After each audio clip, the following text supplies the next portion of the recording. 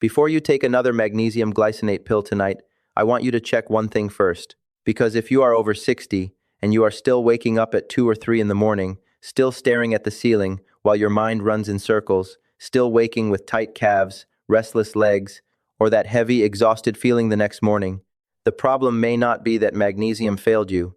The problem may be that your routine is blocking it.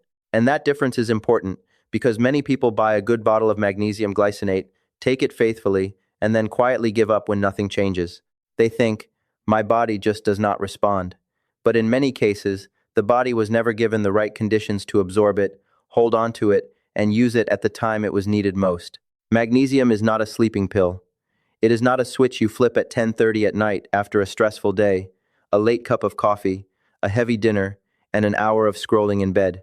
Magnesium is part of the wiring. It helps support the nervous system, muscle relaxation, heart rhythm, blood pressure regulation, glucose metabolism, and hundreds of enzyme reactions throughout the body. So if the wiring is under stress from every direction, one capsule on your nightstand may not be enough to fix the whole system.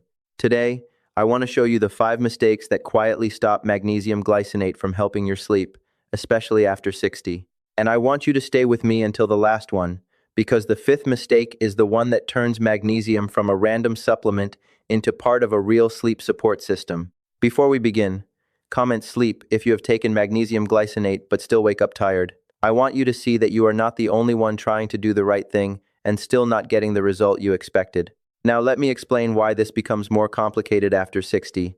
Your body does not stop needing magnesium as you get older. In many ways, the need becomes more meaningful. Your muscles need magnesium to relax properly. Your nerves need it to communicate calmly. Your heart uses it as part of normal electrical stability. Your bones store a large portion of it. Your brain depends on mineral balance to shift from alertness into rest. Magnesium is involved in more than 300 enzyme systems, which means it is not some minor wellness trend. It is a foundational mineral. But after 60, several things can change at the same time. You may eat less than you used to. You may skip foods that are rich in magnesium because of digestion, dental issues, appetite changes, blood sugar concerns, or simply because your routine changed. You may have a lighter dinner, fewer beans, fewer leafy greens, fewer nuts or seeds, and more convenient foods that do not provide much mineral support. Even if you take a supplement, the foundation underneath may be weaker than it used to be. Absorption can also become less predictable. The gut may not pull nutrients from food and supplements as efficiently in some people. Stomach acid changes, digestive issues, inflammation, and medication use can all influence what gets absorbed and what passes through. Then you have the kidneys, which help regulate magnesium balance.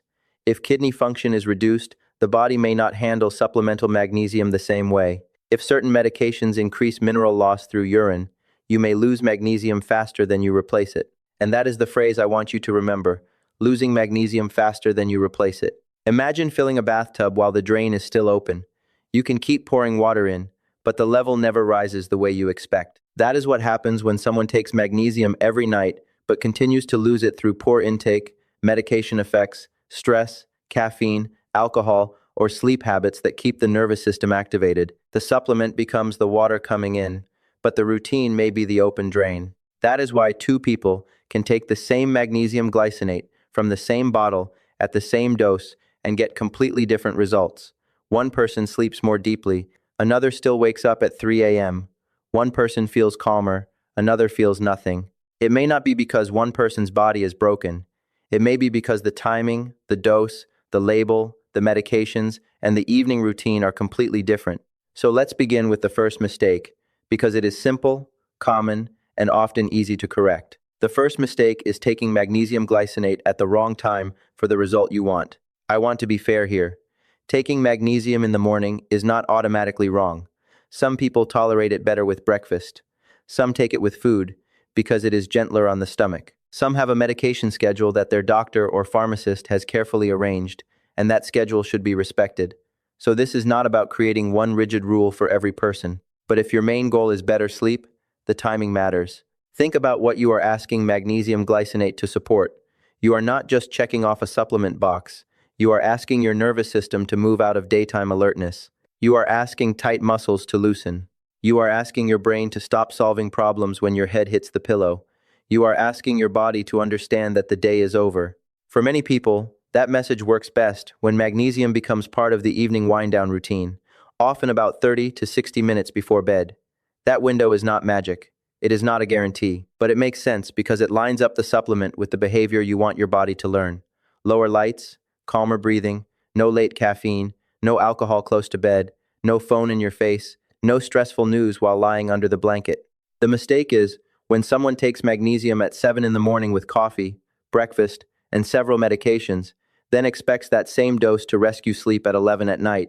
That is like putting on your pajamas before breakfast and wondering why you do not feel sleepy at bedtime. Your body responds to rhythm. It learns repeated cues. When you take magnesium at a consistent time in the evening, with plain water, away from the things that compete with it or stimulate you, you are not just taking a capsule, you are creating a signal.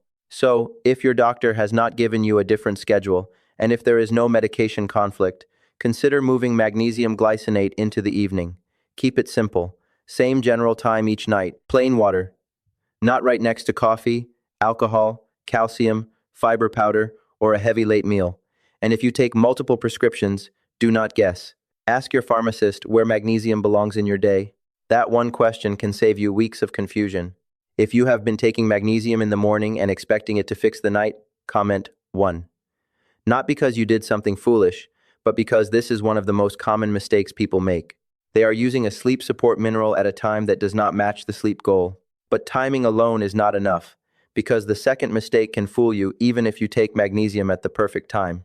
The second mistake is confusing magnesium glycinate on the front of the bottle with elemental magnesium in your body. This is where supplement labels can be very misleading. A bottle might say magnesium glycinate 1000 milligrams on the front. That sounds like a huge amount. It sounds powerful. It may make you think you are getting 1000 milligrams of magnesium, but often that number refers to the total compound, magnesium bound to glycine, not the actual elemental magnesium your body receives. The number that matters is usually on the supplement facts panel, not the big marketing text on the front. You are looking for the line that says magnesium, followed by the amount per serving. That is typically the elemental magnesium amount. And then you need to check the serving size, because sometimes the listed amount is for 2 capsules, 3 capsules, or even 4 capsules. Many people take 1 capsule and assume they took the full listed dose, when the label may define a serving as multiple capsules. This matters because the difference can be enormous.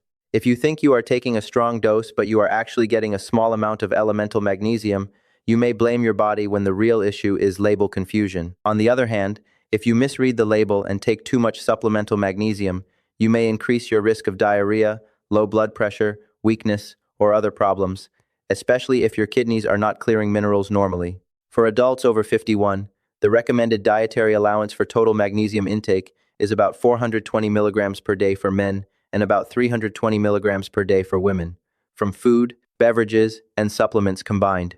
But that does not mean every person should take that full amount from pills. There is also a tolerable upper limit for magnesium from supplements and medications, which is 350 milligrams per day for adults, unless a clinician recommends otherwise. That limit does not include magnesium naturally present in food, because food magnesium is handled differently and comes packaged with other nutrients. So the answer is not to panic and double your dose. Please do not do that. The answer is clarity. Tonight, pick up your bottle and turn it around. Look at the supplement facts. Find the actual amount of magnesium per serving, then look at the serving size. Ask yourself, is this amount for 1 capsule, 2 capsules, or more? Then ask, how much magnesium am I already getting from food? This is where whole foods matter. Pumpkin seeds, spinach, black beans, almonds, oats, yogurt, and dark chocolate can all contribute magnesium. Food is not as dramatic as a supplement bottle, but it builds the foundation more gently. 1 ounce of pumpkin seeds can provide a meaningful amount of magnesium. A half cup of cooked spinach or black beans can help. A small handful of almonds can contribute. These foods also bring fiber, potassium, protein, healthy fats, and phytonutrients that support the body beyond 1 mineral. A supplement can be helpful, but it should not be asked to carry the entire burden by itself. And if you have kidney disease, significant heart rhythm problems, chronic diarrhea, very low blood pressure, or you take several medications, magnesium is not something to treat casually. It is worth asking your doctor or pharmacist what amount is appropriate for you. Once you understand the label, you stop guessing. You stop chasing bigger numbers. You stop assuming the front of the bottle tells the whole truth, and you begin using magnesium like an informed person, Not like someone hoping the marketing label knows your body. But even if your timing is right and your dose is clear, there is a third mistake that can block the benefit in a much more serious way. The third mistake is taking magnesium too close to medications that reduce absorption, bind to it, or change your magnesium levels. This is the part I want every older adult to listen to carefully. Supplements and medications do not live in separate worlds. They meet in the same stomach. They move through the same intestines. They are filtered through the same kidneys. They can compete, bind together, or change the way each other behaves. That does not mean your medications are bad. Many medications are protective and necessary. It means you need a map. Let's start with proton pump inhibitors, often called PPIs. These are common acid reflux medications, such as omeprazole, pantoprazole, and esomeprazole. They can be useful for the right person, especially when there is a clear medical need, but long-term use has been associated with low magnesium in some people. In safety reviews, many reported cases occurred after long-term use, often more than a year, although some appeared earlier. In some cases, magnesium supplementation alone did not correct the low magnesium until the PPI was addressed under medical supervision. That does not mean you should stop your reflux medicine tonight. Do not do that. But if you have been on a PPI for months or years and you also have muscle cramps, weakness, tremors, palpitations, poor sleep, or unexplained fatigue, it is reasonable to ask your doctor whether your magnesium level should be checked and whether your medication plan still makes sense. Then there are diuretics, often called water pills. Many people take them for blood pressure, swelling, heart failure, or fluid retention. Some diuretics can increase the loss of minerals through urine, including magnesium, so you may be taking magnesium at night while losing more during the day. Again, the solution is not to stop a prescribed medicine. The solution is to ask the right question. Does this medication affect my magnesium level, and should I monitor it? Antibiotics are another category where timing can matter a lot. Tetracycline and quinolone antibiotics can bind with minerals like magnesium. When that happens, the antibiotic may not absorb properly. That is not a small issue. If you are treating an infection, you do not want to weaken the antibiotic by taking it too close to a mineral supplement. These medicines often need to be separated from magnesium by several hours, but the exact timing depends on the specific drug, so your pharmacist is the best person to ask. Bone medications are also important. Bisphosphonates, such as alendronate or risdronate, are often used for osteoporosis. These medications are very sensitive to timing and absorption. They are usually taken with plain water, on an empty stomach, with strict instructions about remaining upright and avoiding food, drinks, and minerals for a period of time. If you take a bone medication, do not casually combine it with magnesium, calcium, coffee, or breakfast unless your clinician told you to. Follow those instructions exactly. This is why I want you to make a medication map. Not a complicated medical chart, just one clean list. Write down every prescription you take, add over-the-counter medicines, add supplements, add magnesium, calcium, vitamin D, zinc, iron, fiber powders, antacids, sleep aids, herbal products, and anything you only take occasionally. Then bring that list to your pharmacist and ask one simple sentence. Which of these should not be taken close together? That sentence can protect you from wasting supplements. It can also protect you from reducing the effect of medications that you truly need. And there is one more point here. A common blood test called serum magnesium can be useful, but it does not perfectly show total body magnesium, because much of your magnesium is inside cells and bones. Still, if you have symptoms or risk factors, it can be a helpful starting point. Your clinician can interpret it in context. What I do not want is the person who keeps raising the magnesium dose because they think the supplement is weak, while the real problem is a medication timing issue. That is like trying to fill a leaking tire by adding more air every morning, but never checking for the nail. Now, the fourth mistake is not always in the medicine cabinet. Sometimes it is in your coffee cup, your calcium bottle, your fiber powder, your dinner plate, or your evening glass of wine. The fourth mistake is taking magnesium with food and drink choices that work against your sleep. Let's begin with calcium. Calcium is important. Your bones, muscles, nerves, and heart all need it. Many older adults take calcium because they are concerned about bone density, and in some cases that may be appropriate. But large doses of minerals can compete for absorption, and many people do better when calcium and magnesium are separated. If you take a calcium supplement and magnesium glycinate together at night, especially in higher doses, you may not be giving magnesium the cleanest chance to work. A practical approach, when it fits your health plan, is to separate calcium and magnesium by about 2 hours. Some people take calcium earlier in the day with a meal and magnesium later in the evening. But again, your medication schedule matters, so do not override a clinician's instructions.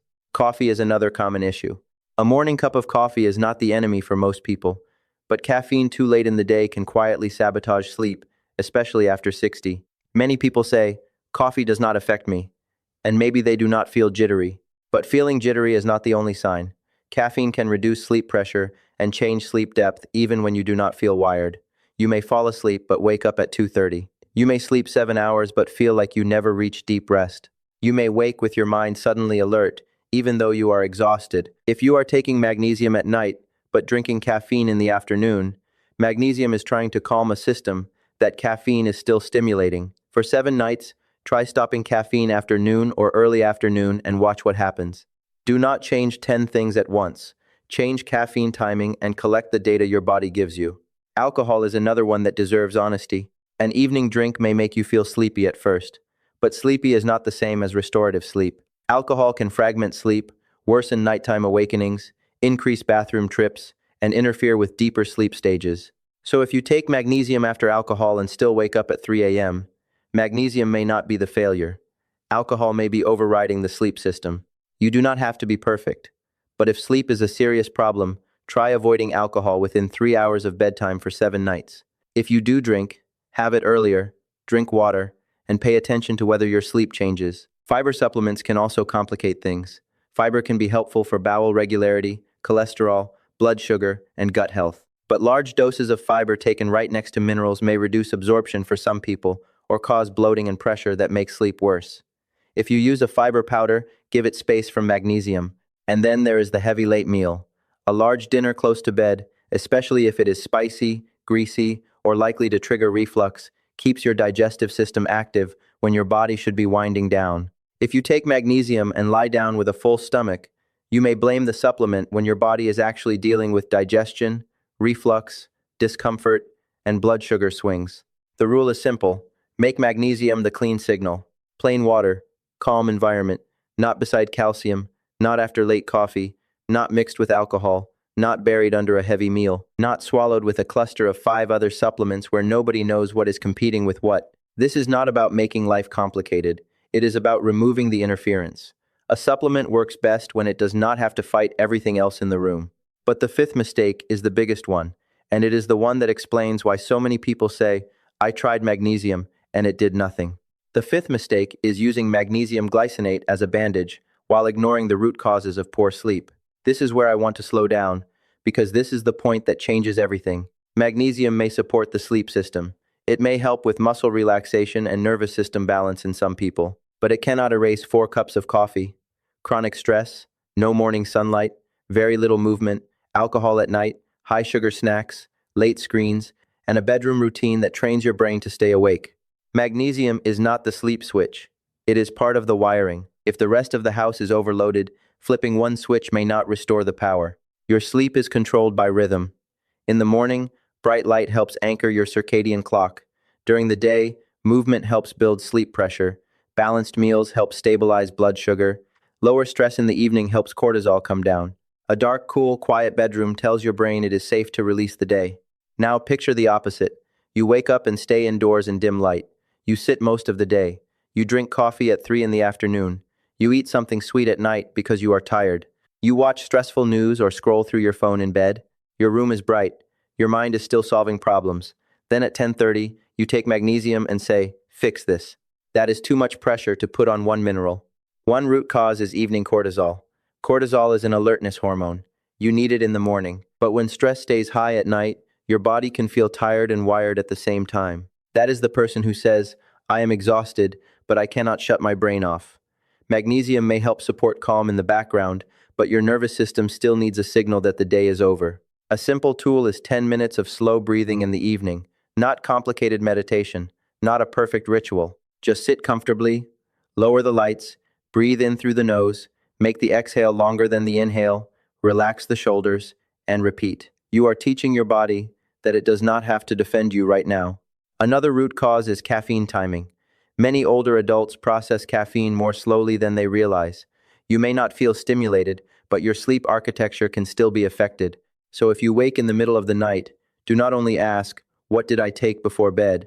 Ask, what did I drink after lunch? Weak morning light is another underrated problem. Morning light tells the brain when the day begins, and that helps the body know when night should begin.